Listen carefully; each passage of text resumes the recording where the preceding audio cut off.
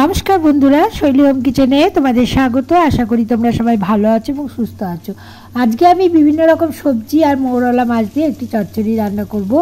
এর জন্য দুটি কড়াই আমি গ্যাসের উপরে বসিয়ে নিয়েছি। কড়াইগুলিতে আমি তেল গরম করে নিলাম। তেল গরম হয়ে যাওয়ার পর মৌরলা মাছগুলো একটি কড়াইয়ে ছেড়ে দিলাম। মৌরলা মাছ নুন ও হলুদ দিয়ে আমি ভেজে নেব।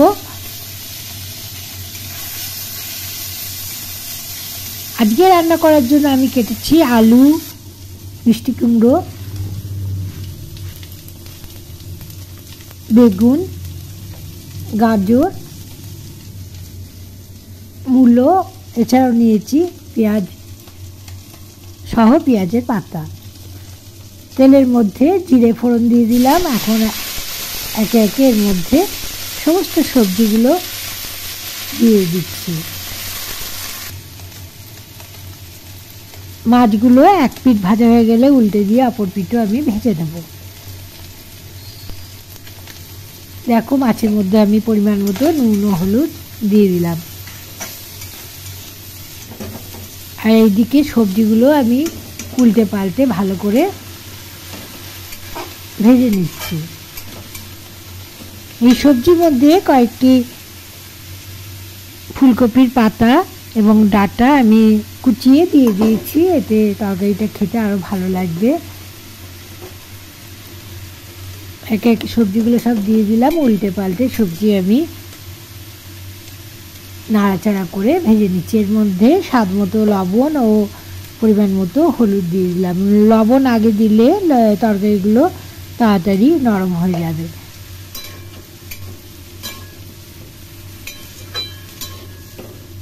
এখন ভালো করে উল্টে পাল্টে ভেজে নিচ্ছি। দেখো, আরেকটি বাটিতে আমি পেঁয়াজ পাতা এবং টমেটো কেটে নিয়েছি। মাছগুলো ভাজা প্রায় হয়ে গেছে। এখন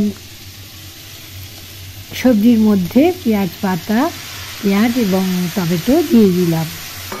পেঁয়াজ পাতা দিয়ে এই মাছের চচ্চড়ি খেতে বেশ ভালো হয়। আপনারা মাছের চচ্চড়ি এইভাবে রান্না করে দেখতে পারেন, আপনাদেরও ভালো লাগবে।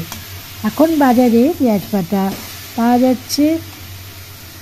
এই শীতে পেঁয়াজ পাতা দিয়ে যে কোনো তরকারি রান্না করলেই খেতে অসাধারণ লাগে।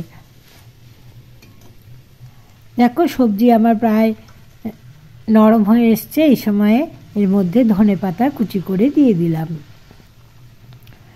এর মধ্যে ছোট মাছগুলো যেগুলো ভেজে রেখেছিলাম সেইগুলো দিয়ে দিলাম। দিয়ে এবার ঢাকা দিয়ে কিছুক্ষণ রান্না করে নেব। এই সময় গ্যাসের ফ্লেমটা লোতে রাখতে হবে। দেখো, আমি উল্টে পাল্টে ভালো করে নাড়াচাড়া করে দিচ্ছি। এরপরে আমি এটি নামিয়ে নেব। গরম ভাতে ডালের সাথে এই মাছের চচ্চড়ি দিয়ে খেতে অসাধারণ লাগে। আমি মাছের চচ্চড়ি তুলে নিলাম, অন্য পাত্রে দিয়ে দিলাম।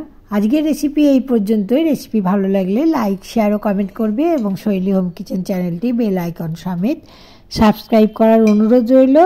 সবাই খুব ভালো থাকবে, সুস্থ থাকবে।